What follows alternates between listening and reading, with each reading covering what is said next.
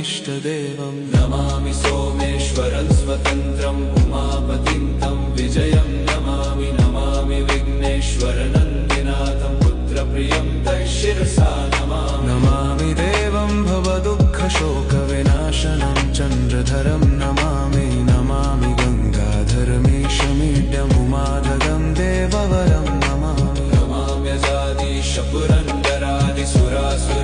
नमाम्यजादिशपुरन्दरादिसुरासुरैरचितपादपद्मं नमामि देवी मुखवादनान इक्षार्थमक्षित्रितयं यैष पञ्चामृतैर्गन्धसुधूपदीपैर्विचित्रपुष्पैर्विधैश्च मन्त्रैः